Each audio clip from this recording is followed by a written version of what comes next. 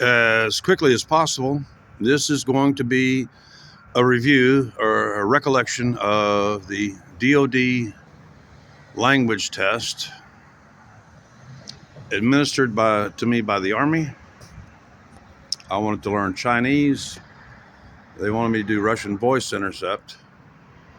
And actually, I don't remember. It was an all day. It was like we got a lunch break, but it was like an 8 hour test, somewhere in that range. You start off, there's a written part, and then there's the auditory ability to mimic or ability to repeat, you know, testing your verbatim recollection of a foreign language, catching every syllable, getting the right inflection in it, all that stuff. And then they hit me. I think it was after lunch when I was fatigued. I didn't even know it was coming.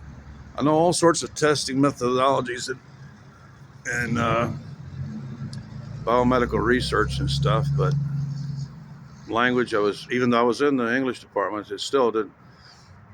Try passing this. All you guys who claim that you were some kind of super spy and that, you're homeless on the streets, but I used to be special services or something like that, like Marine Grunt a minute ago. He actually wasn't claiming anything. It was one of them burner channels that the hobo lovers like creating. And, he probably spent the whole day trying to find a place to charge his phone before he attacked me. And actually, I caught him right after 2 minutes after he posted. I got a knack like that. This is what one of the most critical parts of the test is, to see really whether or not you have language skills. They give you a picture, a line, just a drawing, no coloring, just black and white, of something. It's usually something happening, an action. That would be a verb. That's your first starting point. Then they give you a choice of 4 not complete nonsense made up by experts that doesn't adhere to really any, but it adheres to the elemental construction of languages, both like the gender neutral English and the genderized languages and the languages that have no articles, like Hebrew or Russian. Try making a sentence without the words actually they have one word in Russian, eta, that kind of is like the Spanish esta, meaning this, that, and they don't have the words, and then a or an articles, they have not. Anyway, you get this picture, and you're under time constraints. I think that portion of the exam was like only an hour, maybe a little more, something like that. And you have limited time, and you have to look at what's in the picture and look at the composition. You've almost got a better chance than really working hard at it and mentally. You've almost got a better chance at just taking random, just pick out one of them. You got right there, you got a chance of at least getting some of them correct, a few correct, but they'll notice that you're doing it randomly. They're not stupid. I tried hard. I did pass the test, but that was just because trying to figure out the different structures, because like in German, the verb is at the end. It's where's the verb? Is there an article? Is there any kind of feminine genderization?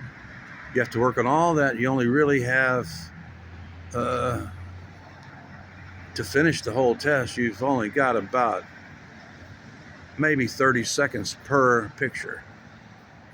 Yeah, so I think it was about 90 minutes. And that was a mind fuck, a total mind fuck. So for those of you, if I run into you and you start telling me that, well, I worked for a special this or that, language, start telling me some shit, I might ask you about the language test. Very few people have ever done it. And the only ones that have ever passed it are usually guys that are college educated.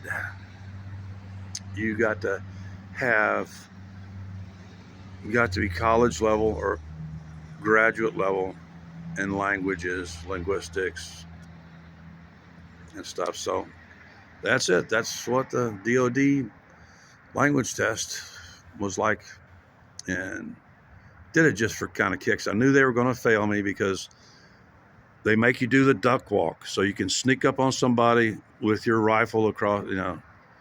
It's a bizarre posture that you're almost never going to use, but due to my reconstructed leg, as I began the duck walk, there was a slight but audible popping of my knee, which means I couldn't cross below, say, the level of a sofa in a room and sneak up on behind somebody and off them. It's part of the test, and that's exactly. I didn't flunk the language part. I wanted to do Mandarin. They wanted me to do Russian. Really didn't see any possibilities of financially benefiting from learning Russian. Still don't. Hate Russian. And I wanted to learn Mandarin. I knew China was going to open up after Nixon's incursion into it. So that's it. And for you. Oh, wait. I'll do that on the second one. Anyway, that's what the test's like. I might tell you what the postal test used to be about.